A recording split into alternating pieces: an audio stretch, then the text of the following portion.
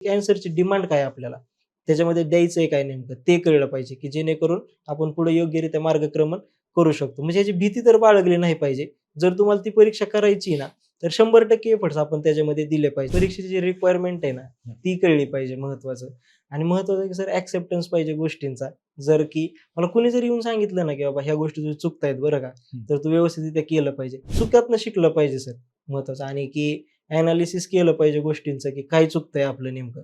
तर त्या गोष्टींचं व्यवस्थितरित्या ॲनालिसिस जर झालं, तर त्यातनं आपल्याला मार्गक्रमण करू शकतो. पण जी परीक्षा तुम्ही आत्ता फोकस करताय ना, ती परीक्षा म्हणजे शेवटचा अटेम्प्ट म्हणूनच दिला पाहिजे. बरोबर. कारण त्यावेळेस आपले जे पोटेन्शियल्स असतात, ते स्किल्स असतात, ते सगळे आपण पणाला लावतो. संगत पण चांगली पाहिजे, मित्र चांगले पाहिजेत महत्त्वाचं, की आता माझ्या ज्या प्रिपरेशनमध्ये ज्यावेळेस मला कंटिन्युअसली 2 वर्ष फेल्युअर आलं.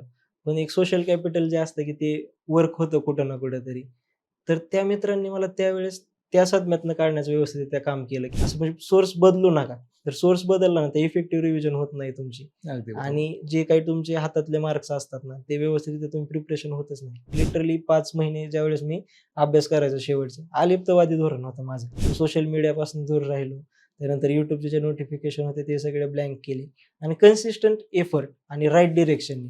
म्हणजे गोष्टी जर कोणी मला सांगितल्या, की ह्या चुकत्यात तुझ्या, तर 100% मी त्याच्यावर सेल्फ इंट्रोस्पेक्शन करायचो म्हणजे करायचो. तर काय स्ट्रॅटेजी होती? कारण बऱ्याच जणांना तुम्हाला माहिती आहे, की एम-पी-एस-सी असेल, यू-पी-एस-सी असेल, टॉपरची स्ट्रॅटेजी ऐकायची असते. हं. तशी अपेक्षा ठेवून बसलेले आहेत लोकं. हां. नक्कीच. कशी होती स्ट्रॅटेजी?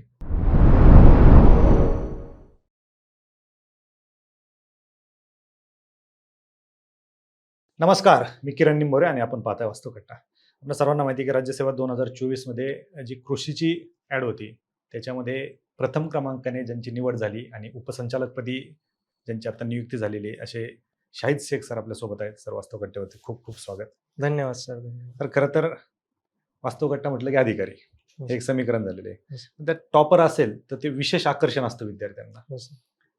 तुम्ही टॉपर आहात, रँक 1 आहे आणि शक्यतो टॉपरची स्ट्रॅटेजी ऐकायला विद्यार्थ्यांना आवडतं. हो सर. तुमचा अभ्यास कसा होता? तुम्ही काय करत होते नक्की? हो सर. हे ऐकायचं असतं.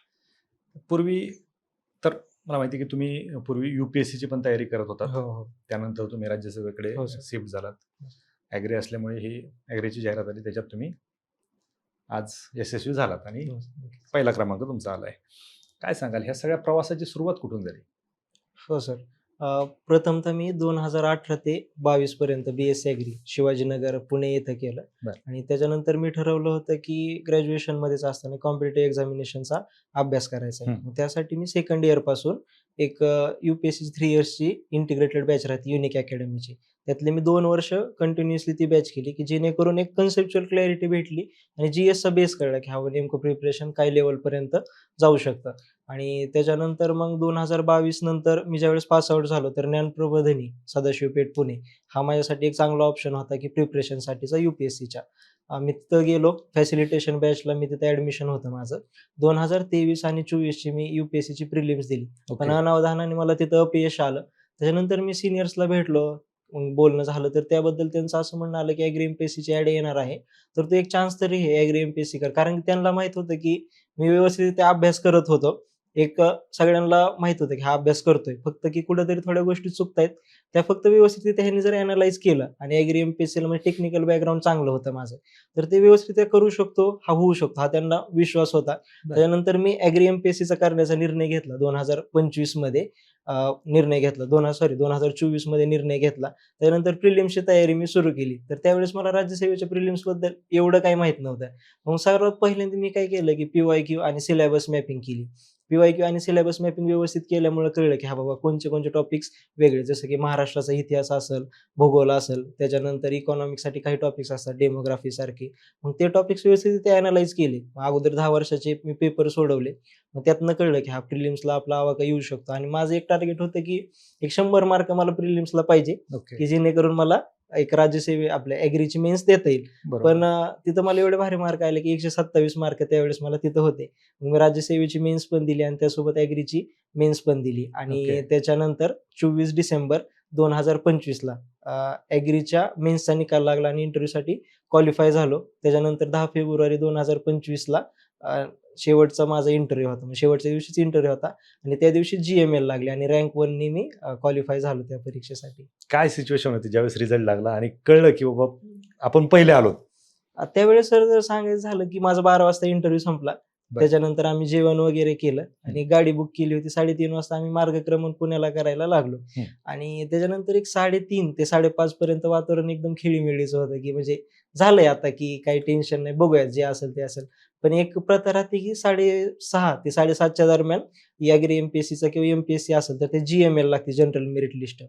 तर मग 5:30च्या नंतर ते थोडं वातावरण तणावदायक व्हायला लागलं, की म्हणजे काय होऊ होईल? शकतं? हो. बरोबर. आणि आम्ही 4 जण होतो गाडीमध्ये. एक माझा मित्र अभिजित राऊत, त्याच्यानंतर रजत भट म्हणून एक होता आणि UPSCचा इंटरव्ह्यू देऊन आलेला गणेश भिलारे एक जण होता. तर मी बरं. त्यांना म्हटलं, की माहीत नसेल कोणाला रँक 1 येईल.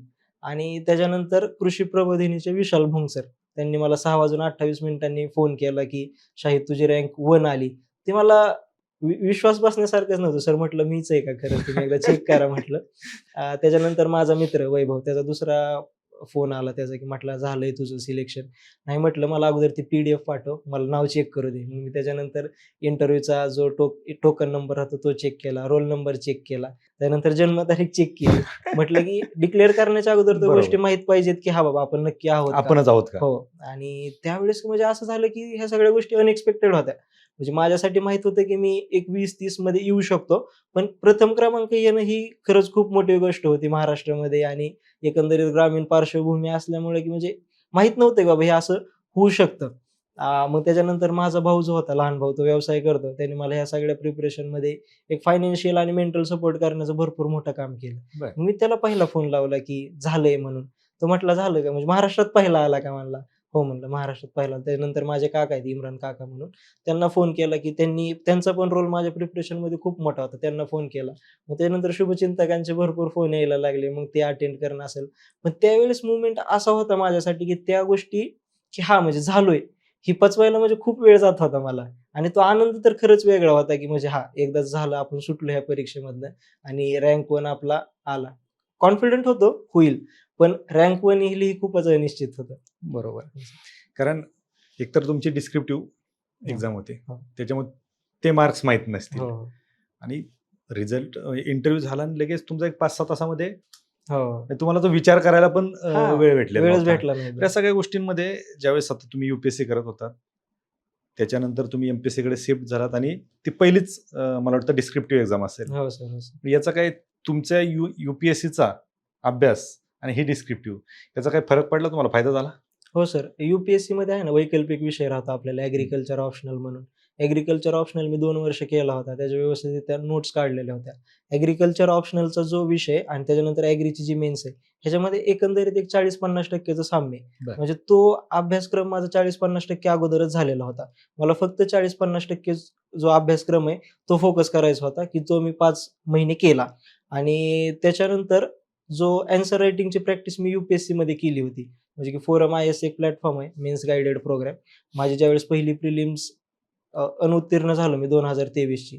त्यानंतर मी ती प्रॅक्टिस सुरू केली. मग त्याच्यामुळे एक लकब होती लिहिण्याची, की इंट्रो बॉडी, कन्क्लुजनमध्ये आपण ॲन्सर रायटिंग कसं करू शकतो, प्रेझेंटेशन कसं व्यवस्थित करू शकतो, की जेणेकरून आपल्याला त्यातनं मार्क भेटले पाहिजेत. ते एक पार्श्वभूमीचा फायदा झाला आणि UPSCमध्ये सुशांत कुलकर्णी सर असतील, त्यांच्या इथे ते IRTS आहे सध्या. त्यावेळेस ते टेस्ट सीरीज कंडक्ट करायचे. मग मी 8 फुल लेंथ टेस्ट त्या ॲग्रीकल्चर ऑप्शनलच्या दिल्या होत्या. म्हणजे एकंदरीत तो बॅकग्राऊंड चांगलं निर्माण झालं माझं टेक्निकलचं आणि जो पेपर आमचा सेकंड झाला ॲग्रीकल्चरचा, ॲग्री मेन्सचा, त्याच्यामध्ये 40 मार्काचे प्रश्न जे होते ते GS टाइप होते. बरं. मग तिथं तो प्रश्न मला चांगले व्यवस्थितरित्या टॅकल करता आला. जसं की फायनान्शियल इन्क्लुजन असेल, त्याबद्दलचे मला स्पेसिफिक क्वेशन्स आठवतात ते. तिथं तो मला फायदा झाला. म्हणजे एकंदरीत यश जर द्यायचं असेल तर एक 50% क्रेडिट तसं UPSCला जातं, की जेणेकरून ह्या सगळा प्लॅटफॉर्म मला अगोदरच निर्माण झाला होता. फक्त काय होतं, की गोष्टी मला रिफाईन करायच्या होत्या. तर त्या व्यवस्थितरित्या मी 4 ते 5 महिन्यात त्या गोष्टी रिफाईन केल्या आणि बरं. पास झालो मग परीक्षा. अच्छा. हे असं म्हटलं जातं, की बाबा MPSC आता डिस्क्रिप्टिव्ह मोडवरती आले. हो. तर UPSCचेच कॅन्डिडेट MPSCची जागा घेऊन जातात. यात किती तथ्य आहे? सर प्रत्येक परीक्षेची थोडी जरा डिमांड वेगळी आहे. ते आपण समजून घेतले पाहिजे. महत्त्वाचं की UPSCचे कॅन्डिडेट्स घेऊ शकतात, पण त्यासाठी सर एफर्ट्स पण तेवढे लागतात, की काही ज्या डिमांड्स आहेत त्या MPSCच्या मला वाटतं की थोड्या जरा वेगळ्या आहेत. जसं की कंटेंट पाहिजे तुमच्याकडे व्यवस्थितरित्या, त्या गोष्टीची कन्सेप्च्युअल क्लॅरिटी पाहिजे. त्याच्यानंतर पेपर कम्प्लिशन झालं पाहिजे तुमचं. आणि त्याच्यानंतर की जो पेपर आपण सोडवतोय, तो टॉप टू बॉटम सोडवला पाहिजे. म्हणजे पहिल्यापासून शेवटपर्यंत सोडवला पाहिजे.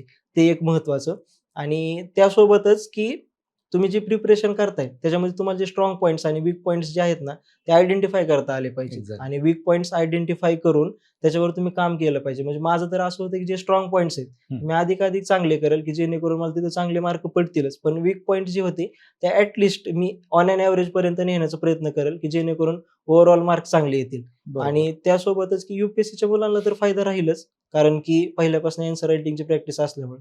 पण जे नवखे मुलं आहेत ना, की जे पहिल्यापासून म्हणजे काहीच पार्श्वभूमी नाहीये आणि सुरू करतायत, तर त्यांच्यासाठी डेली ॲन्सर रायटिंग सर खूप महत्त्वाचं आहे.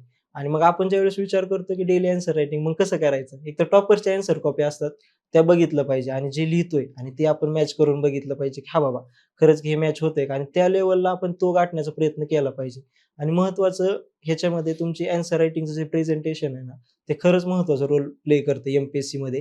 आणि त्याच्यानंतर थोडं जरा लिजिबल हँडरायटिंग पाहिजे. जेवढी तुमची हँडरायटिंग चांगली, ते एक महत्त्वाचं. आणि क्वेश्चनचे जे नंबर असतात, ते आपल्याला स्वतःहून टाकायचे राहतात त्याच्यामध्ये. ओके. हां, यू-पी-एस-सीला ते राहतं, की ते छापून दिलेले असतील त्याच्यावर, की त्याच्यावर आपल्याला काय त्या क्वेश्चन नंबरच्या समोरच हां, तुम्ही उत्तर हां, लिहायचं. ते उत्तर लिहायचं. एम-पी-एस-सीला ते नसतं. मग ते प्रश्नांचे ज्यावेळेस आपण ते रकाने भरतो, की हं. हां, क्वेशन 2B असेल, तर त्यावेळेस ते व्यवस्थितरित्या फिल केला पाहिजे. कारण तुम्ही 15 मार्काचा जर प्रश्न लिहिला आणि त्याच्यामध्ये जर तुम्ही क्वेशनचा जो नंबर आहे, तोच जर टाकायला चुकले, तर मग सगळे तुमचे एफर्ट्स वाया गेले त्याचा ते. काहीच उपयोग होणार नाही. काहीच उपयोग होणार नाही. ते एक बापरे! व्यवस्थितरित्या बघितलं पाहिजे. आणि जे नवखे विद्यार्थी आहेत ना, त्यांनी की शक्यतो नोट्स मेकिंगवरती भर दिला पाहिजे. त्याच्यानंतर सिलेबस आणि पी-वाय-क्यू मॅपिंग. आता महत्त्वाचं की प्रश्न कसे पडणार आहेत एम-पी-एस-सीला? तर मला असं वाटतं की थोडे जर यू-पी-एस-सीच्या लाईनवर प्रश्न असतील ते आणि काही प्रश्न स्ट्रेट फॉरवर्ड असतील, तर मग त्याच्यासाठी एक सिलेबसच्या ज्या इंटरलिंकेजेस आहेत ना, त्या व्यवस्थितरित्या डेव्हलप झाल्या पाहिजेत. त्यासाठी सगळ्यात महत्त्वाचं काय आहे, की कन्सेप्च्युअल क्लॅरिटी तुम्हाला त्या गोष्टींची पाहिजे. त्याच्यानंतर नोट्स तुमच्या आय-बी-सी फॉर्मॅटमध्ये, म्हणजे की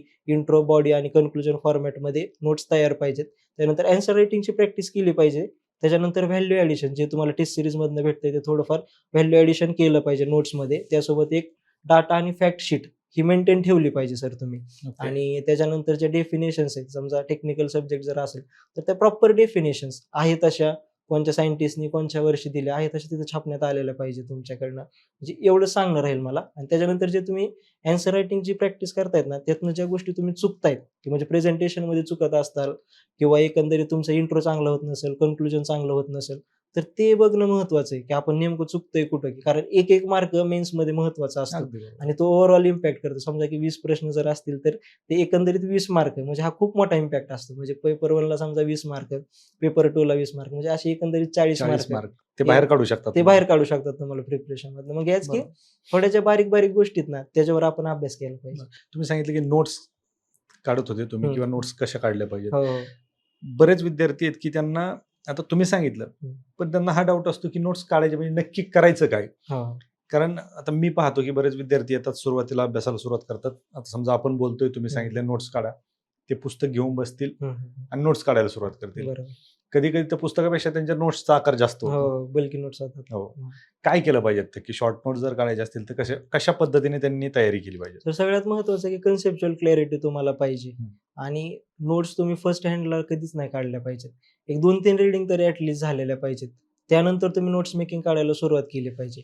आणि ज्यावेळेस नोट्स काढतोय आपण, सपोज करा की एखादा टॉपिक तुम्हाला दिलेला आहे, तर त्या टॉपिकचं इंट्रोडक्शन, सपोज करा की म्हणजे एखादं सेपरेशन ऑफ पॉवरबद्दल जर असेल, तर कॉन्स्टिट्यूशनलमधनं कोणचं आर्टिकल आहे, की ते महत्त्वाचं ठरतं. किंवा टेक्निकलसाठी समजा एखादी म्युटेशन असेल, तर त्याची डेफिनेशन एखाद्या सायंटिस्टने कोणची दिली, ही झालं तुमचं इंट्रोडक्शन. त्यानंतर बॉडीमध्ये काय विचारू शकतात, जर तुमचं पी-वाय-क्यूचं एनालिसिस व्यवस्थित असेल, तर टाइप्स ऑफ म्युटेशन विचारू शकतात. ओके. तर मग ते व्यवस्थित टाइप्स ऑफ म्युटेशन. मग त्याच्यामध्ये काय आहे, की तुम्हाला फक्त सब हेडिंग टाकायची आणि त्याच्यापुढे एक्सप्लेनेशनमध्ये 1-2-3 कीवर्ड्स लिहायचे फक्त. बरं. आणि एक्झाम्पल्स लिहिताना एक्झाम्पलचा भडीमार अजिबात करायचा नाही, की जे एक्झाम्पल्स तुमच्या ध्यानात राहू शकतात, असेच तिथे एक एक्झाम्पल दिले पाहिजेत. मग तेच की पी-वाय-क्यू आणि सिलेबस मॅपिंग ज्यावेळेस आपण व्यवस्थितरित्या करतो ना, तर तेवढे आपल्याला हॉरिझॉन्टल आणि व्हर्टिकल डेप्थ कळते त्याची. तर मग ते महत्त्वाचं राहतं मला तरी वाटतं. आणि कन्क्लुजन एक स्टँडर्ड पाहिजे. जसं की तुम्ही एस-डी-जी वापरू शकता. त्याच्यानंतर एखाद्या इन्स्टिट्यूशनने दिलेला डाटा वापरू शकता. एच-डी-जी काय?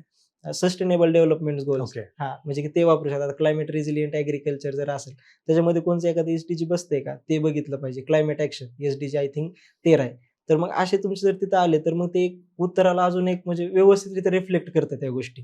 अगदी तर बरोबर. हे केलं पाहिजे. म्हणजे नोट्स काढताना इंट्रो, बॉडी, कन्क्लुजन आणि नोट्स ह्या फर्स्ट रीडिंगमध्ये नाही, एक 2-3 वेळेस त्या समजून घेतल्या पाहिजेत आणि त्या काढल्या पाहिजेत आणि त्यासोबतच जर तुम्ही आन्सर रायटिंग केली ना, तर तुम्हाला कळतं की हा बाबा नोट्सचा डाटा नेमका किती ह्याच्यामध्ये उतरतोय आणि नोट्स काढायच्या कशा, हे त्यातनं व्यवस्थितरित्या चांगले काढतात आणि त्यासाठी तुम्ही एका समजा टॉपर्सच्या नोट्स असतील, तर त्या पण रेफर करू शकता तुम्ही आणि त्याच्यानुसार समजा काही आयत्या नोट्स तुम्ही वापरू शकता किंवा स्वतःच्या नोट्स तुम्हाला वाटतं की हा टॉपिक त्यातनं व्यवस्थित कव्हर झालेला नाहीये. मी व्यवस्थित त्याच्या नोट्स काढू शकतो. तर त्याच्या नोट्स तुम्ही काढू शकता. असं करू शकता. टॉपरच्या नोट्स वापरलेले योग्य की हं. स्वतःच्या नोट्स काढलेले होते? ते थोडं जरा व्हॅरी करतं, हं. की म्हणजे ज्याला समजा टॉपर्सच्या नोट्समधनं व्यवस्थित समजतंय आणि त्याला तो कंटेंट इंटरनलाइज जर व्यवस्थित होत असेल, तर त्यांनी टॉपर्सच्या नोट्स जर यूज केल्या, तरी ते जमतंय आणि काहींचं असं राहतं, की ते हाताखालनं जायला पाहिजे, की तोपर्यंत आपल्या ध्यानात राहतच नाहीये. तर मग त्या गोष्टी, की मग त्या स्वतःहून तुम्ही नोट्स काढल्या पाहिजे. अच्छा. पण नोट्स काढताना हे तुमच्या क्रिस्प पाहिजे, कन्साइज पाहिजे आणि रिवाइजेबल पाहिजे, की जेणेकरून तुम्हाला व्यवस्थित रिव्हिजन होईल. नाहीतर तुम्ही म्हटलं तसं त्या बल्की नोट्स काही फायद्याचे नाही ठरत. कारण की शेवटचे जे समजा पेपरच्या मधले 2-3 तास राहतात. त्याच्यामध्ये तुम्हाला व्यवस्थित नोट्स रिवाईज करायला पाहिजे. अगदी बरोबर. बरं, आता तुम्ही टॉपर आहेत. हं. तुम्ही पहिले आलेला आहात. काय स्ट्रॅटेजी होती? कारण बऱ्याच जणांना तुम्हाला माहिती आहे, की एम-पी-एस-सी असेल, यू-पी-एस-सी असेल, टॉपरची स्ट्रॅटेजी ऐकायची असते. हं. तशा अपेक्षा ठेवून बसलेले आहेत लोकं. हां. नक्कीच. कशी होती स्ट्रॅटेजी? सर सगळ्यात महत्त्वाचं की सिलेबस. हं. सिलेबस सगळ्यात महत्त्वाचा पार्ट राहतो. तो वाचून काढणं. सिलेबसचे पॉइंट्स आयडेंटिफाय करणं आणि ज्या क्लासेसच्या नोट्स असतील, त्याच्यामधनं मी काय केलं होतं की ॲग्रीकल्चरसाठी 2-3 क्लासेस होते. तर त्या प्रत्येक क्लासेसच्या मी नोट्स वाचल्या होत्या. बरं. आणि त्या प्रत्येक क्लासेसमधनं जो मला कंटेंट लागतोय त्या सिलेबसच्या पॉईंटनुसार तो क्युरेट केला होता मी. की हा मला माहिती आहे की ह्या टॉपिक्समधनं हे चांगल्यारीत्या कव्हर केलेलं आहे. तो टॉपिक्स त्याच्यामधनं कव्हर केलेला आहे. तर मी त्याच्या नोट्स काढल्या होत्या व्यवस्थितरित्या. तर ही एक स्ट्रॅटेजी होती माझी. सगळ्यात महत्त्वाचं की पहिल्यांदा कन्सेप्च्युअल क्लॅरिटी. ती कशी घेतली की ज्या क्लासेसच्या नोट्स असतील त्या व्यवस्थितरित्या वाचल्या आणि काही माझी यू-पी-एस-सीच्या ॲग्रीकल्चर ऑप्शनलच्या नोट्स होत्या. ते सिलेबस पॉईंट जर सारखा असेल, तर मी त्याचं पण सहाय्य घ्यायचो आणि त्या पण नोट्स त्यातनं ॲडिशन करून घ्यायचो स्वतःच्या नोट्समधनं. कन्सेप्च्युअल क्लॅरिटी पहिली. त्याच्यानंतर दुसरं महत्त्वाचं की डायव्हर्स सोर्सेस. शक्यतो बघितलं पाहिजे की थोडं काही जर नवीन भेटलं, तर त्यातनं घेऊ शकतो आपण. मग पण भरपूर सोर्सेस नाही ठेवले पाहिजे बरोबर. तुम्ही. 1 ते 2 सोर्सेस म्हणजे सफिशियंट मार्केटमध्ये आलं झालं. पुस्तक की घ्या. नाही, तसं नाही करायला पाहिजे. एक चांगला अगोदर सोर्स बघितला पाहिजे, तो घेतला पाहिजे. त्याच्यानंतर नोट्स मेकिंग माझ्या झाल्या, ही महत्त्वाचं. कन्सेप्च्युअल क्लॅरिटी, त्यानंतर नोट्स मेकिंग आय-बी-सी फॉर्मॅटमध्ये, त्याच्यानंतर ॲन्सर रायटिंग. जर प्रिपरेशनमध्ये ज्या गोष्टी सगळ्यात जास्त तुम्हाला त्रासदायक वाटतात, त्या सगळ्यात जास्त उपयुक्त असतात. महत्त्वाचं आहे की ॲन्सर रायटिंग करायचा मुलांना कंटाळा येतो किंवा मग असं राहतं की अगोदर नोट्स काढून मग ॲन्सर रायटिंग करू. ह्या गोष्टींचा ताळमेळ बसत नाही. बरोबर. ते महत्त्वाचं आणि पण मग मला माहीत होतं की ॲन्सर रायटिंग करणं ह्या प्रोसेसमध्ये खरंच महत्त्वाचं आहे. आता मी विशाल भोंग सरांनी टेस्ट सीरीज लॉन्च केली होती. तर त्यावेळेस मी अगोदर टेस्ट सीरीजला जातच नव्हतो. सर हं. म्हटले की "नाही ये तू." आणि मग त्यावेळेस त्या मला गोष्टी रिअलाईज झाल्या की नाही ॲन्सर रायटिंग करणं महत्त्वाचं आहे. कारण की तुम्हाला जो स्पीड भेटतो पेपर कंप्लीशनला आणि त्यानंतर कंटेंट जो क्युरेटेड होत जातो आणि नोट्स मेकिंगच्या तुमच्या फ्लरिश होत जातात, त्या ॲन्सर रायटिंगमुळेच होत जातात. तर ॲन्सर रायटिंग एक महत्त्वाचं आणि चौथी महत्त्वाची गोष्ट की त्या चुकातनं शिकणं. मला कळायचं की हां, माझं प्रेझेंटेशन कधी-कधी बिघडलेलं असायचं. तर मग मला कळायचं की हां, ह्या गोष्टी चुकलेल्या आहेत, तर आपण त्या व्यवस्थित करू शकतो. मग नोट्स मेकिंग आपलं प्रेझेंटेशनमध्ये मी काय करायचो, की मला असे व्ह्यूज आले होते की तू थोडं जरा डायव्हर्स हे कर, की म्हणजे प्रेझेंटेशन तुझं एक सगळं मोनोटोनी वाटते. पण मी काही जणांना यू-पी-एस-सीचे जे सीनियर्स होते त्यांना विचारलं होतं, की "सर मी असा-असा पेपर लिहितोय, तर तुम्हाला काय वाटतं याच्यामध्ये?" ते म्हटले, की "आहे ती ॲन्सर रायटिंग स्टाईल तुझी जी आहे, ती शेवटपर्यंत मेंटेन ठेव." मग मी ते प्रेझेंटेशन तेच मेंटेन ठेवलं होतं. कुठं ओव्हर डायग्रॅमॅटिक नाही केलं. जिथं डायग्राम टाकण्यासारखे असतील, तिथंच डायग्राम मी तिथं जिथे गरज आहे. जिथं गरज आहे तिथं डायग्राम काढल्या. त्याच्यानंतर जेवढं विचारलंय तेवढंच लिहिलं, की जेणेकरून माझा पेपर व्यवस्थितरित्या वेळेवर कंप्लीट होऊ शकला. ह्या काही बरं. गोष्टी होत्या प्रिपरेशनमधल्या. बरं, मग आता ह्या सगळ्या गोष्टी तुम्ही ज्यावेळेस करत होतात, ह्या सगळ्या गोष्टी तुम्ही ज्ञानप्रबोधिनीमध्ये बसूनच करत होता? हो, ज्ञानप्रबोधिनीमध्ये बसून करायचो हं. आणि त्याच्यानंतर आम्ही 4 जण होतो मित्र माझे. आम्ही डिस्कशन पण करायचो. काही नोट्स म्हणजे आम्ही ते डिव्हिजन ऑफ लेबर जे म्हणतो आपण, ते केलं होतं, की म्हणजे हां, बाबा ह्याचा हा टॉपिक चांगला आहे ना, तर तू ते काढ. तुझा हा टॉपिक चांगला आहे ना, तर तू ते काढ. म्हणजे की त्या गोष्टी त्यांना पण ते आत्मसात झाले, की बाबा एकदा माझ्या नोट्स बघितल्या किंवा बाकीच्यांच्या बघितल्या, की अशा-अशा नोट्स आपण काढल्या पाहिजेत. तर मग ते टॉपिक्स वाटून दिले होते प्रत्येकाला हं. आणि प्रत्येकजण त्या टॉपिक्सच्या नोट्स काढून आणायचा. अच्छा. हां, मग मी आता खूप ग्रुप डिस्कशन ग्रुप हं. डिस्कशन कसं असावं आणि किती जणांमध्ये असावं? ग्रुप डिस्कशन सर तुमचं महत्वाचं की ग्रुप डिस्कशन सिलेक्ट करताना विद्यार्थी असे पाहिजेत की एफर्ट्सवाले ते पाहिजेत, की म्हणजे एफर्ट्स टाकणारे पाहिजेत त्याच्यामध्ये, की जेणेकरून तुमच्या प्रिपरेशनला स्टॉप येता कामा नये. 3 ते 4 जणांचं एकदम भारी ग्रुप डिस्कशन होऊ शकतं. जास्त पण विद्यार्थी नको आहेत ग्रुप डिस्कशनमध्ये. कारण की मग कोऑर्डिनेशनला अडचणी येतात बरोबर. ग्रुप डिस्कशनच्या. तर 3 ते 4 विद्यार्थी पाहिजेत आणि महत्वाचं की एफर्ट्सवाले पाहिजेत. आणि तुमचे त्यांच्यासोबत वाइब मॅच झाले पाहिजेत, की हां, फ्रिक्वेन्सी मॅच झाली पाहिजे. ते महत्वाचं आहे. आणि महत्वाचं की एक बॉन्डिंग झालं पाहिजे तुमच्यामध्ये.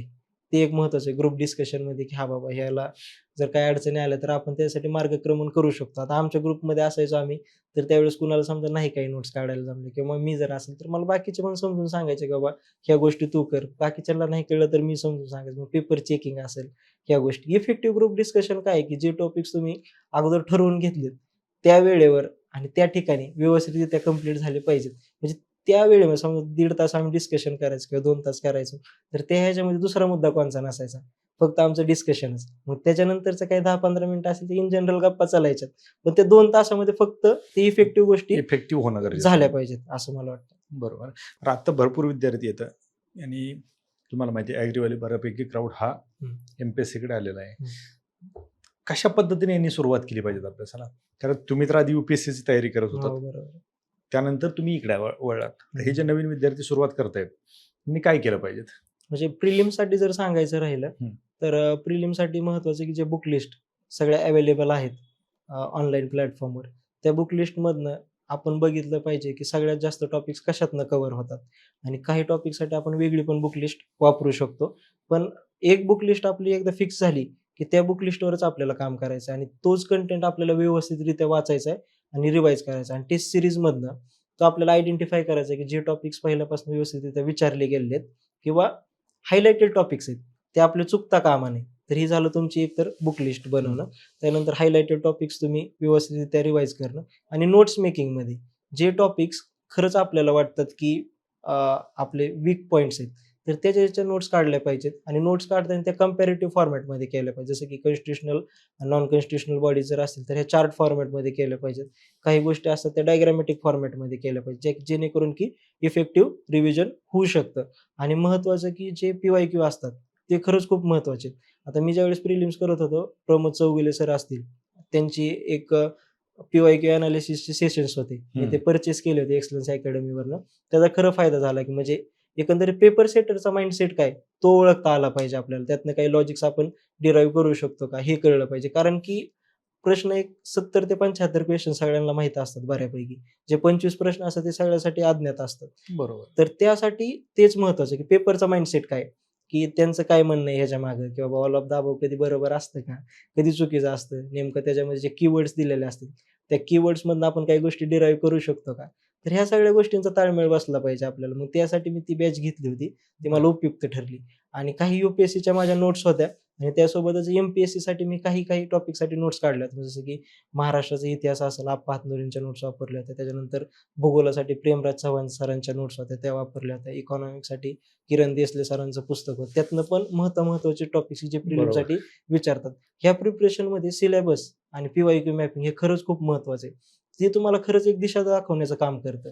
आणि त्यासोबत जर आपण मेन्सच्या प्रिपरेशनला आलो, तर मेन्सच्या प्रिपरेशनला मी सांगितलं तसं की तुमच्या टॉपिक्स वाईज नोट्स तयार पाहिजे.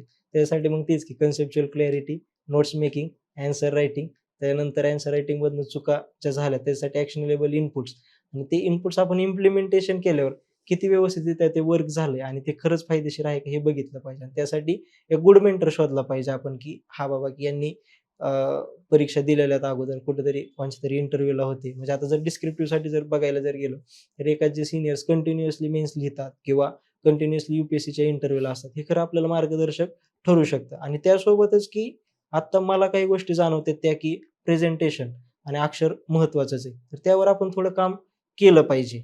आणि नोट्स जे आहेत ते आपल्या क्रिस्प आणि कन्साइज पाहिजे. आणि नोट्स काढताना तेच की परत तुम्हाला म्हटलं की नोट्स सिलेबसचे जे पॉइंट्स असतात, त्या सिलेबसच्या पॉइंट्सला धरून आपण नोट्स काढल्या पाहिजेत. आणि एकदा तुम्हाला कळलं की पी-वाय-क्यू अशा रीते विचारले. आता काय तर रेफर करायला फक्त यू-पी-एस-सीचेच पी-वाय-क्यू आहेत. बरोबर. बरोबर. तर यू-पी-एस-सीचे पी-वाय-क्यूचे मागचे थोडे पडलेले आहेत ना, ते बघितलं पाहिजे. कारण की आता स्ट्रेट फॉरवर्ड क्वेश्चन्स असतील आणि एकंदरीत एनालिसिस जे एनालिटिकल बेस कसे प्रश्न विचारले गेलेत, ते एक, आणि आन्सर रायटिंग करणं महत्वाचं आहे. या गोष्टी मला महत्वाच्या वाटते, जे नवखे मुलं करणार आहेत त्यांच्या. अगदी बरोबर. हे सगळ्यात महत्त्वाचं म्हणजे आता आपल्याकडे बेस नसला तरी यूपीएससीचे जे काही जुने क्वेश्चन पेपर हो, आहेत, हो, हो. हे पाहणं तितकंच गरजेचं हो, आहे तेच आणि ते गरजेचं. आणि विद्यार्थ्यांनी पाहणं हो, गरजेचं आहे. आणि काही माझ्या मते जो डिस्क्रिप्टिव्ह पॅटर्न 2013च्या अगोदर पण होता राज्यसेवेला, हं. तो पण थोडेफार क्वेश्चन्स ते पण रेफर केले पाहिजेत. आणि क्वेश्चन्स काढताना मला जेवढा अनुभव आला ॲग्री एमपीएससीच्या मेन्स मधला, क्वालिटी क्वेश्चन्स असतात. म्हणजे जे काही क्वेश्चन जीएस टाईप येतात ना, म्हणजे मी तुम्हाला जसं मेन्शन केलं की ॲग्रिकल्चरचा पेपर सेकंड जो होता, तो जीएस टाईप 40 मार्काचे क्वेश्चन्स होते. ते क्वालिटी बरोबर. क्वेश्चन्स होते.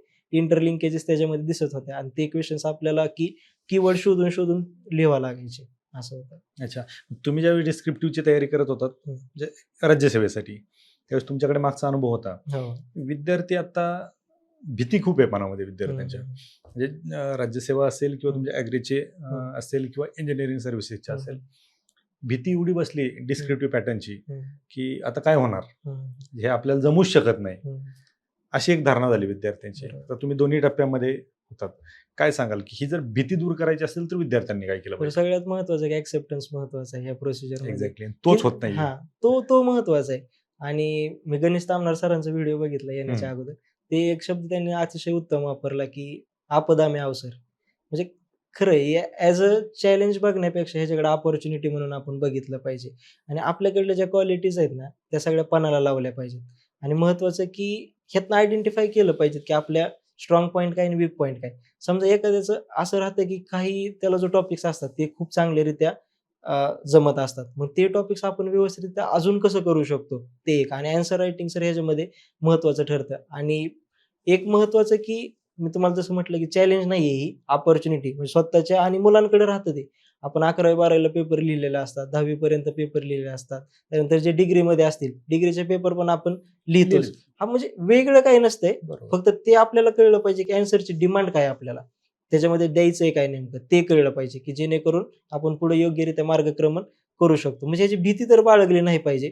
जर तुम्हाला ती परीक्षा करायची आहे ना, तर 100% एफर्ट्स आपण त्याच्यामध्ये दिले पाहिजे. आणि त्याच्यासाठी जे लागणारे बेसिक स्किल सेट की जी मी मागे मेन्शन्स केली, तर त्या बेसिक स्किल सेटवर आपण काम केलं पाहिजे, असं बरोबर. मला वाटतं. आणि हेच होताना कुठं दिसत नाही. कारण हं. ते ॲक्सेप्ट करायलाच कोणी तयार नाहीये. हं.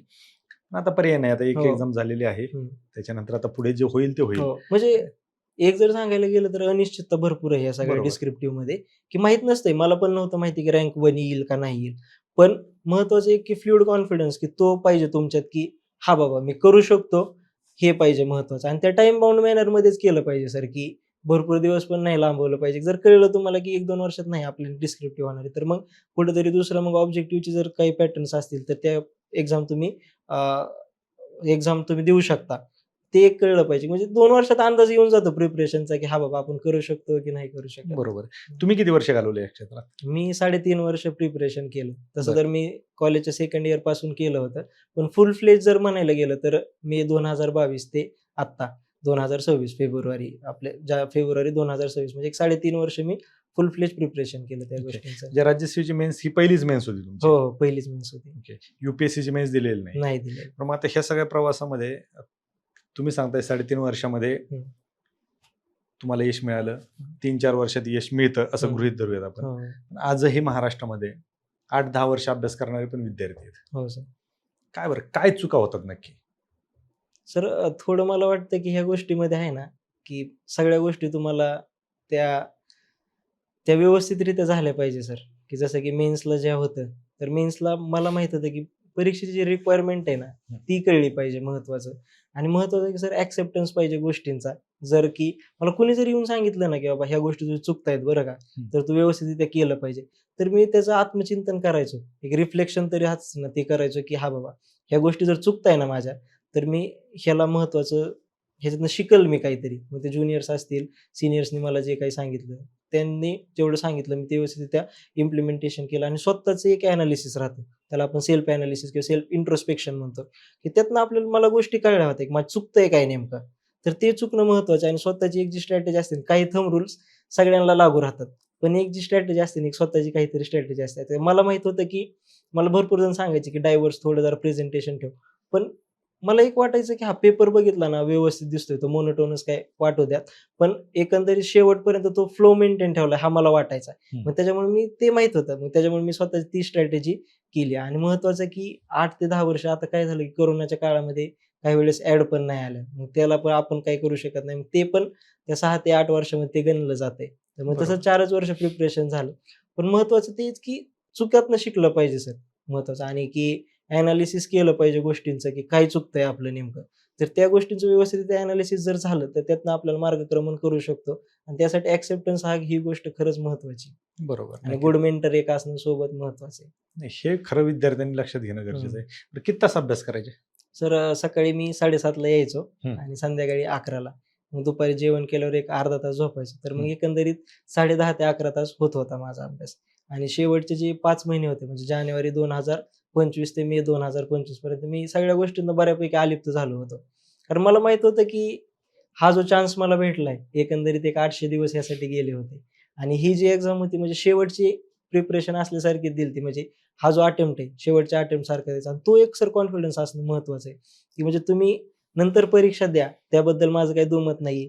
पण जी परीक्षा तुम्ही आत्ता फोकस करताय ना, ती परीक्षा म्हणजे शेवटचा अटेम्प्ट म्हणूनच दिला पाहिजे. बरोबर. कारण त्यावेळेस आपले जे पोटेन्शियल्स असतात, ते स्किल्स असतात, ते सगळे आपण पणाला लावतो.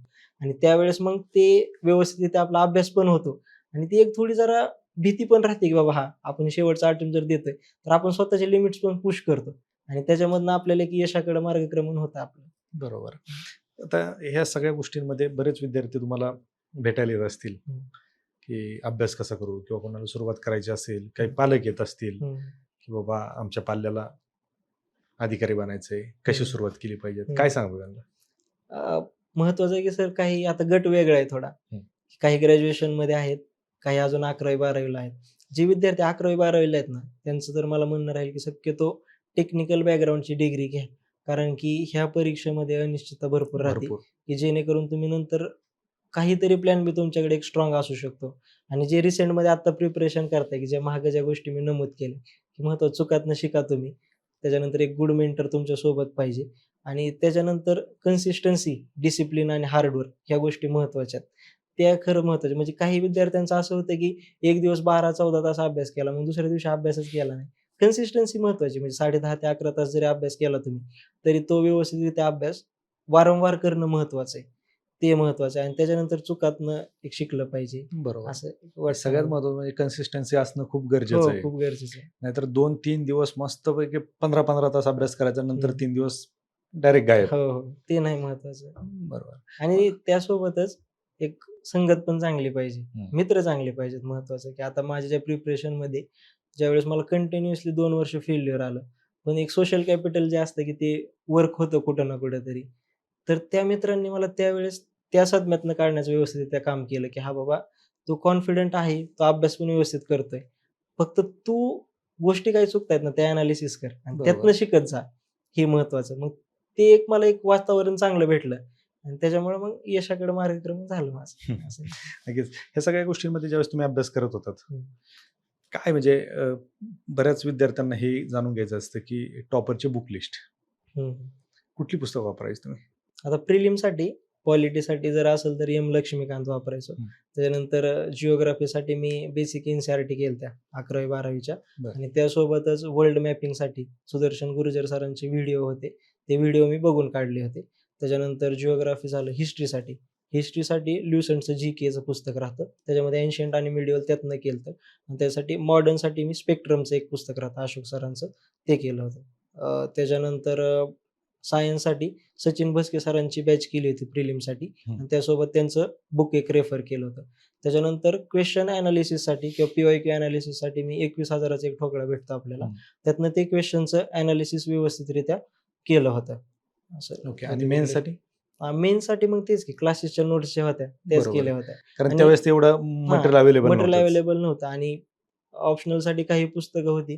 जसं की जेनेटिक्स आणि प्लांट ब्रीडिंगसाठी फुंदन सिंग सरांचं पुस्तक असेल. त्याच्यानंतर प्लांट पॅथॉलॉजीसाठी पांडे आणि सिन्हा सरांचं पुस्तक असेल. फक्त मी काय केलं होतं, की क्युरेटेड प्रिपरेशन केलं होतं. ते सिलेबस टॉपिक्स, ते महत्त्वाचे टॉपिक्स आणि त्यातनं आपल्या नोट्स काढून घेणे, एवढं केलं होतं. आणि कॉलेजच्या ज्या नोट्स होत्या, एक ॲग्रिकॉस ऑफिशियल म्हणून चॅनल आहे. त्याच्यावर तुम्हाला सगळ्या नोट्स उपलब्ध होतात. 15चा सिलेबस होता ॲग्रिकल्चरचा. 15चा सिलेबस आणि ॲग्रिकल्चर ऑप्शनलच्या ज्या ऑफिशियल चॅनलवरच्या नोट्स मॅच करून बघायचं. 2-3 नोट्स बघायचं. ही म्हणजे ॲग्रिकल्चर ऑप्शनलसाठी मी UPSC साठी केलं होतं. बरं. मग ते पण मला फायदा ते इकडे इकडे कामाला झाला. आलं. हां. म्हणजे असं होतं की म्हणजे की एक होतं की एक जर सोर्स तुम्ही ठेवताय ना, तो कायम तोच सोर्स ठेवा. असं म्हणजे सोर्स बदलू नका. तर सोर्स बदलला ना, तर इफेक्टिव्ह रिव्हिजन होत नाही तुमची अगदी बरोबर. आणि जे काही तुमचे हातातले मार्क्स असतात ना, ते व्यवस्थितरित्या तुम्ही प्रिपरेशन होतच नाही. बरं. हां. आता बऱ्याच वेळेस असं होतं, की राज्यसेवेमध्ये तुमचे प्रिलिम होते. हं, नंतर मेन्स तुमची वेगळी होती हं, आणि नवीन विद्यार्थ्यांना ह्या गोष्टींची माहिती नसते, हं, हं. की ॲग्रीसाठी पण स्पेशल हो. एक्झाम होते याच्यामध्ये. हं, तर बऱ्यापैकी अवेअरनेस झालाय. तर ही नवीन जे काही ॲग्रीवाले विद्यार्थी असतील, काय सांगाल, की कशा पद्धतीने ही परीक्षा असते आणि पूर्वपरीक्षा कशी होते, मुख्य परीक्षा होते, कशा टप्प्यातून जावं लागतं आणि सिलेबस काय असतो मुख्य परीक्षेसाठी? हं. याच्यामध्ये ज्या राजपत्रित एक्झाम होतात, हं. त्या सगळ्या ज्या गॅजेटेड असतात, त्यांच्यासाठी प्रिलिम्स ही असते, ही कंबाईन झालेली असते. हं. त्याच्यामुळे ती परीक्षा प्रिलिमसाठी राहते. त्यानंतर मेन्स ही वेगळी असते. ॲग्रीच्या मेन्समध्ये 2 राहतात. एक तर पेपर 1 आणि पेपर 2 दोन्हींचा मिळून सिलेबस 13 पानांचा आहे. बरं. हो. म्हणजे बाकीचे जे फील्ड्स आहेत ना, ॲग्री आणि ॲग्री अलाइड बिझनेसेस किंवा ॲग्री आणि ॲग्री अलाइड फील्ड्स आहेत, त्याचा सिलेबस तो एकत्रित केलेला आहे यांनी. त्याच्यामुळे मग तो सिलेबस भरपूर मोठा झालेला आहे. तर माझं एक सांगणं राहील, की जे आत्तापासून विद्यार्थी जे ॲस्पायर करतायत, तर डिग्री व्यवस्थित केली पाहिजे. जे डिग्रीमध्ये तुम्हाला व्यवस्थितरित्या शिकवलं जातं ना, ते व्यवस्थितरित्या वाचलं पाहिजे. त्याच्यानंतर काही रेफरन्स बुक शिक्षक सांगतात, की बाबा हे रेफरन्स बुक तुम्ही सॉईलसाठी पाटील आणि माळे असेल, त्याच्यानंतर ॲग्रोनॉमीसाठी रेड्डी अँड रेड्डी सरांचं पुस्तक असेल किंवा फुंदनसिंग सरांचं मी बुक मेन्शन केलं होतं, ते बुक असेल. तर तुम्ही त्यावेळेसच एवढी कन्सेप्च्युअल क्लॅरिटी चांगली पाहिजे तुमची, की जेणेकरून तुम्हाला ज्यावेळेस पास आउट होताय आणि ॲग्री लिहिण्यात जर तुम्हाला चान्स मिळतोय, तर तिथं तुम्ही 40-50% सिलेबस अगोदर तुमचा कव्हर झालेला पाहिजे. आणि राहिला पार्ट तो काही जी-एसचा जो पार्ट राहतो म्हणजे पेपर 1ला थोडंफार जी-एस आहे. तर त्या जी-एससाठी मग क्लासेसच्या नोट्स आहेत. त्या रेफर केल्या पाहिजे आणि महत्त्वाचं की काय एम-एल-आर-सी असेल, त्याच्यानंतर मटाल वगैरे हे ॲक्ट्स वगैरे राहतात. त्याच्यानंतर राईट टू इन्फॉर्मेशन ॲक्ट वगैरे असे भरपूर ॲक्ट्स राहतात. त्यासाठी जर कळत नसेल तुम्हाला तर एखादा क्लास कोणचा तरी तुम्ही लावू शकता. ते समजून घेऊ शकता आणि ग्रुप डिस्कशन एक महत्त्वाचं आहे. त्याच्यामधनं तुम्ही ह्या गोष्टी व्यवस्थितरित्या करू शकता आणि जे नवीन विद्यार्थी आहेत ना, म्हणजे डिग्री करणं म्हणजे डिग्री चांगली असणं हे खरं महत्त्वाचं आहे. बरोबर. डिग्रीचा फायदा तुम्हाला 100% त्या परीक्षेमध्ये होतो आणि जे सोर्सेस तुमचे जे वापरताय तुम्ही क्लासेसच्या नोट्स असतील किंवा स्वतःच्या काही नोट्स असतील, ते रिवाईज करणं महत्त्वाचं आहे आणि त्यातनं मग नोट्स मेकिंग. आता विद्यार्थ्यांचं काय होतं, की जर विचारायला आले तर कसं करू प्रिपरेशन आणि पहिल्या वेळेसच मग ते रीडिंगमध्ये नोट्स काढायला सुरू करतात. ते चुकीचं आहे. थोडे जरा 1 ते 2 सोर्सेस ठेवले पाहिजेत. त्यातनं तो कंटेंट व्यवस्थितरित्या समजून घेतला पाहिजे. मग नोट्स काढल्या पाहिजेत आणि त्यासोबत डिग्री व्यवस्थित केली पाहिजे. आणि डिग्रीमध्ये सर ॲग्रीकल्चरमध्ये रिटन पेपर राहतात.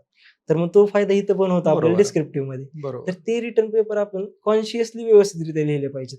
म्हणजे की त्याच्यामध्ये सब पॉइंट्समध्ये प्रिपरेशन असेल तुमचं किंवा त्याच्यामध्ये इंट्रो बॉडी कन्क्लुजनमध्ये प्रिपरेशन ॲन्सर रायटिंग असेल, ग्रामॅटिकल मिस्टेक्स कमी करणं असेल, ह्या गोष्टी केल्या पाहिजेत आपण. म्हणजे तिथे एक आपण मॉक टेस्ट म्हणूनच घेतलं पाहिजे किंवा तो एक मॉक टेस्टच आपण इथं देतोय ॲग्री एम-पी-एस-सीची मेन्सची.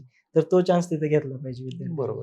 विद्यार्थी ग्रॅज्युएशनमध्ये टाईमपास करतात आणि इकडे एम-पी-एस-सीची सुरुवात केली, की हं. परत ए पासून सगळं सुरुवात हो, करावं म्हणजे लागते. विद्यार्थ्यांचं काय राहतं, की ज्यावेळेस डिग्रीमध्ये असतात, डिग्रीमध्ये जी-एसचा अभ्यास सुरू करतात, हं. जनरल स्टडीजचा आणि त्यासोबतच ऑप्शनल करत नाही. तर माझं असं म्हणणं आहे, की जर तुम्ही डिग्रीमध्ये असाल ना, तर दोन्ही गोष्टींना समान न्याय देण्याचा प्रयत्न केला पाहिजे. आता मी ज्यावेळेस डिग्रीला होतो, त्यावेळेस एक राहायचं, की ज्यावेळेस आमच्या परीक्षेच्या डेट्स डिक्लेअर व्हायच्या, त्याच्या एक 15 दिवस अगोदर मी ॲग्रीचा अभ्यास सुरू करायचो, एक 10 ते 15 दिवस अगोदर. पण ज्यावेळेस मी क्लासरूममध्ये प्रेझेंट असायचो, त्यावेळेस क्लासरूममध्ये मी सगळं व्यवस्थितरित्या ऐकून घ्यायचो, की जेणेकरून कन्सेप्च्युअल क्लॅरिटी त्यातनं एक बिल्ड झाली होती. बरोबर. हो, तेच महत्त्वाचं आहे, की एक मॉक टेस्ट म्हणून तुम्ही तिथं बघितलं पाहिजे आणि ॲज खरी ए सुरुवात तिथूनच आहे. हां, सुरुवात तिथनंच होते तुमची आणि जर सपोज की आत्ता काही जण असतील की बाबा ज्यांनी तिथं नाही केलं, तर मग इथं जर येऊन करायचं असेल त्यांना, तर मग तेच की ॲन्सर रायटिंग महत्त्वाची. त्याच्यावर फोकस केला पाहिजे आणि नोट्स मेकिंग. बरोबर. कारण आता विद्यार्थी समजा ॲग्रीचं सोडा, पण बाकी जनरल एम-पी-एस-सीकडे येताना मुक्त विद्यापीठात ॲडमिशन घेतात 12वी नंतर हो, आणि इकडे येऊन अभ्यासाला हो, सुरुवात करतात. हो, म्हणजे अक्षरशः चौथीच्या भूगोलाच्या पुस्तकापासून सुरुवात करतात, हे आपल्या सर्वांना माहिती आहे. हो. काय आता यांना सांगून तुम्ही तर ह्या गोष्टी सांगितल्यात, परंतु तुम्ही पहिले आलात, हं, तर खरं रहस्य काय आहे? पहिलं येण्याचं. हं. सर पहिलं येण्याचं रहस्य म्हणजे की सगळ्या गोष्टी सर व्यवस्थितरित्या जुळून आल्या. मी तर असं म्हणेल. म्हणजे प्रिलिम्स, मेन्स आणि इंटरव्ह्यू आणि त्यासोबत थोडेफार स्टार्स पण होते. म्हणजे नशीब पण आहे. म्हणजे 99% जर तुमचे कष्ट असतील, तर 1% तुमचं नशीब आहे. पण त्यातल्या त्यात तुम्हाला कंपॅरेटिव्हली व्यवस्थितरित्या परफॉर्मन्स करायचा आहे. आणि त्यानंतर की सर शेअरिंग इज केअरिंग. म्हणजे ह्या गोष्टीत म्हणजे मी ह्या गोष्टींचा बिलीवर आहे की सगळ्यांनी सोबत मोठं व्हावं. म्हणजे गोष्ट शेअर करायच्या असतील किंवा मित्रांसोबत ज्या गोष्टी किंवा फ्रीली बोलणं असेल किंवा नोट्सच्या शेअरिंग असेल, तर त्याच्यामुळे ती एक सवय लागली की त्या एक गोष्टी म्हणजे कुठेतरी सगळ्यांचे आशीर्वाद पण माझ्यासोबत होते महत्वाचं, आणि कष्ट, की डिसिप्लिन एक महत्वाचं. म्हणजे लिटरली 5 महिने ज्यावेळेस मी अभ्यास करायचो शेवटचं, अलिप्तवादी धोरण होतं माझं. बरं. आणि त्यामुळं एक व्यवस्थितरित्या म्हणजे की मेंटल स्पेस जो होता तो अभ्यासाकडे जास्त होता रॅदर दॅन की दुसऱ्या गोष्टींकडे. मी सोशल मीडियापासून दूर राहिलो. त्यानंतर YouTubeचे जे नोटिफिकेशन होते ते सगळे ब्लँक केले आणि कन्सिस्टंट एफर्ट आणि राईट डिरेक्शननी. म्हणजे गोष्टी जर कोणी मला सांगितल्या की ह्या चुकत्यात तुझ्या, तर 100% मी त्याच्यावर सेल्फ इंट्रोस्पेक्शन करायचो म्हणजे करायचो. तर काही जर कोण सांगतंय, तर कोणाच्या तरी अनुभवातनं ते सांगत असतात आणि आपल्याला प्रत्येक वेळेस चुकातनं शिकण्याची संधी मिळत नाही. काही वेळेस अनुभवातनं पण शिकावं लागतं. बरोबर. तेच कन्सिस्टन्सी, हार्डवर्क पाहिजे, पेशन्स पाहिजे आणि महत्त्वाचं रेझिलियन्स पाहिजे तुमच्यामध्ये आणि अडॅप्टेबिलिटी पाहिजे. जसं की मी निर्णय जो घेतला फ्लेक्सिबिलिटीचा की ॲग्री एम-पी-एस-सी करण्याचा, तर तो एक माझ्यासाठी फ्लेक्सिबिलिटी होती आणि एक फायनान्शियल आणि मेंटल स्टॅबिलिटी ही माझ्यासाठी महत्त्वाची होती. रहस्य एवढंच आहे की महत्त्वाचं की राईट डिरेक्शनला तुम्ही राईट टाईमला एफर्ट्स मारले पाहिजेत आणि चुकातनं शिकलं पाहिजे सर. अगदी बरोबर. हां. सगळ्यात महत्त्वाचं म्हणजे चुकातनं हो, शिकलं पाहिजे. हो आणि डिसिप्लिन बरोबर. लाईफमधला. आणि एम-पी-एस-सीचे विद्यार्थी आपण चुकतो हे मान्य करायलाच तयार होत नाहीत. हां, नाही ते महत्त्वाचं आहे सर ॲक्सेप्टन्स लाईफमध्ये. म्हणजे तुम्ही अक्रॉस द फील्ड तो लागू होतो की ॲक्सेप्टन्स महत्त्वाचा आहे आणि बरोबर. ज्या गोष्टींसाठी आपण जो निर्णय घेतलाय, तो बरोबर जो आहे तो सिद्ध करण्यासाठी त्यासाठी जे लागणारे एफर्ट्स आहेत ते व्यवस्थितरित्या आणि राईट डिरेक्शनने पाहिजे. अगदी बरोबर. असं. ज्या दिवशी रिझल्ट लागला त्या दिवशी गावात काय वातावरण होतं? ज्या दिवशी रिझल्ट लागला त्या दिवशी मी तुम्हाला जसं नमूद केलं की गाडीतच होतो मी. हो. मग त्या दिवशी सगळे घरी भेटायला आले होते. म्हणजे त्यावेळेस जल्लोष सगळ्या गावाकडं, फटाकडे वगैरे सुरू होते आणि घरचे थोडे भावूक झाले होते की हां बाबा, आपल्या एक पाल्याने व्यवस्थितरित्या काहीतरी चांगलं केलं, की म्हणजे जेणेकरून पास होणंही तर अपेक्षित होतंच त्यांना. पण रँक 1 येणं ही म्हणजे अभिमानास्पद बरोबर. गोष्ट होती आणि मी कुंभेफळ म्हणजे गावात राहतो. कुंभेफळ गावांच्या ग्रामस्थांसाठी ती मोठी गोष्ट होती. त्यानंतर कर्जत तालुका असेल त्यांसाठी ही मोठी गोष्ट होती. अहिल्यानगर जिल्हा असेल त्यांसाठी एक अभिमानास्पद गोष्ट होती. म्हणजे एकंदरीत जेवढा आनंद मला झाला होता, त्याच्यापेक्षा तो गावाला, तो तालुक्याला आणि तो जिल्ह्याला जो आनंद झाला होता ना, हे खरं म्हणजे बघण्यासारखी गोष्ट होती की हां बाबा, आणि तो जो मी आनंद त्यांना देऊ शकलो, तर त्याच्यामध्ये मी एक अभिमानास्पद गोष्ट वाटते मला. आणि म्हणजे वातावरण असं होतं की ते शब्दांमध्ये आपण एक्सप्रेस नाही करू शकत की बाबा कसं होतं नेमकं. पण एक शेवटी आठवतं की हां बाबा, यासाठीच केला होता अट्टहास आणि जेवढे एफर्ट्स मी टाकले होते या प्रिपरेशनमध्ये 3.5 वर्षाचे असतील किंवा अगोदरचे काही प्रिपरेशनचे असतील दिवस, तर ते एक सत्कारणी लागले आणि जे आई-वडिलांनी जे कष्ट केलं होतं, त्याचं कुठेतरी चीज करू शकलो. जे शुभचिंतकांच्या माझ्याकडनं ज्या अपेक्षा होत्या, ज्या फॅमिलीच्या, फ्रेंड्सच्या असतील, त्यांना कुठेतरी मी एक न्याय देऊ शकलो. ही गोष्ट माझ्यासाठी खूप समाधानकारक आणि अभिमानास्पद होती. बरोबर. आई-वडिलांच्या काय भावना होत्या त्यावेळेस? आई-वडिलांना ज्यावेळेस मी फोन लावला, म्हणजे हं. वडिलांसोबत जर बोललो, की "अरे," म्हटले, "कसं झालं हे? कसं शक्य झालं?"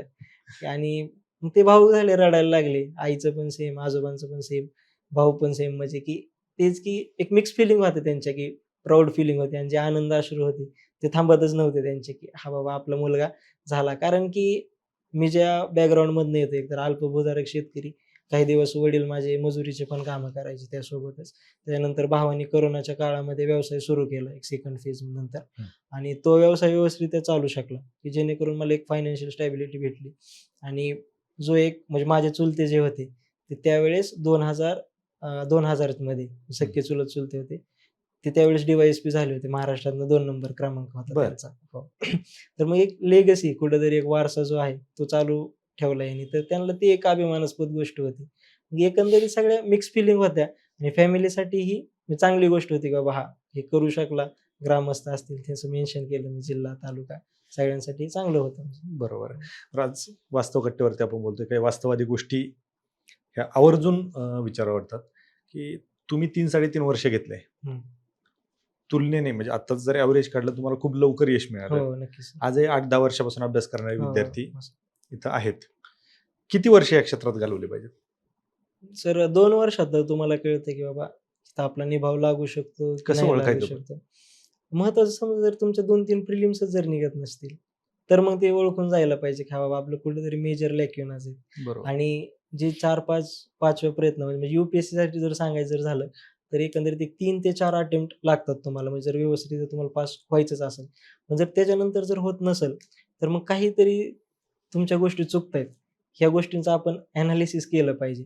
आणि महत्त्वाचं की आता मी जो निर्णय घेतला, मला माहीत होतं की आपली यू-पी-एस-सीची प्रिलिम्सच निघत नाही. कधी जी-एसला कमी मार्क, कधी सी-सॅटला कमी मार्क. तेवढी फ्लेक्सिबिलिटी पण ठेवली पाहिजे, की हां बाबा, एकंदरीत आपण प्लॅन बी ॲज अ कोणची एक्झाम म्हणून बघू शकतो.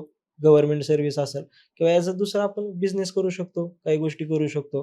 तर ते हा जो निर्णय आहे ना, हा इंडिव्हिज्युअलचा निर्णय आहे. किती वर्ष करायचं आहे, काय करायचं आहे. जर तुम्ही फायनान्शियली आणि मेंटली जर स्टेबल असाल, तर तुम्ही ही प्रोसेस पुढे पण चालू ठेवू शकता. पण ह्या गोष्टींकडे बघण्याचा थोडा जर पर्स्पेक्टिव्ह माझा वेगळा आहे, की हा जर म्हणजे नाही होत आहे ह्यातनं, तर मग दुसरं काहीतरी केलं पाहिजे किंवा एक प्लॅन बी. जर तुम्ही टेक्निकली स्ट्राँग असाल, तर तिथं पण मार्गक्रमण करायला तुम्हाला अडचणी काही नाही. जर तुमची फॅमिली जर बॅकग्राऊंड जर चांगला असेल, तर मग तुम्ही करू पण शकता ह्या गोष्टी. म्हणजे मीही ठरवणारा, की यांनी एवढे वर्ष केले पाहिजे, की जर मी माझ्या इंडिव्हिज्युअल लेव्हलला जर बघितलं, तर एक 4 ते 5 वर्ष मी करणार होतो. 3.5 वर्ष झाले, 1.5 वर्ष करणार होतो. हा प्रत्येकाचा इंडिव्हिज्युअलचा डिसिजन व्हॅरी होतं. पण आयडियल जो कालावधी राहतो, एक 4 ते 5 वर्षाचा राहतो सर. नाही, बरोबर. तुम्ही जसं सांगितलं, की 1-2 वर्ष हं. तुम्हाला ओळखायला जातात. हं. आपण काय आहोत? हो. हे 2-3 प्रिलियममध्ये कळतं. जर हं. 3 प्रिलियम दिल्या, तुम्ही प्रिलियम पास होत नसाल, हं. 4 दिल्या, 5 दिल्या, उपयोग नाही पुढे. हो. हां, पण तुम्ही प्रिलियम देताय, पास होताय, मेन्स देताय, पास होताय, कुठेतरी थोड्यावरून जाताय, तर हो. अपेक्षा असतात, की हो, बाबा हो. सुधारणा होण्याचे चान्सेस आहेत. हो. मग तेच की आजही 8-8, 10-10 वर्षापासून एकही प्रिलियम पास न होणारे पण भरपूर हो. मग विद्यार्थी ते आहेत. ते थोडं जर सेल्फ इंट्रोस्पेक्शन त्या गोष्टींचं केलं पाहिजे. म्हणजे मी खूप जबाबदारीने बोलतोय सर, की ते खूप म्हणजे स्वतःचा निर्णय राहतो तो. पण बघितलं पाहिजे का हो नेमकं गोष्टी चुकत्यात काय? की मेन्सला पण काही गोष्टी असतील तर त्या बघितल्या पाहिजेत. यू-पी-एस-सीचा काही एवढा अनुभव नाहीये मला.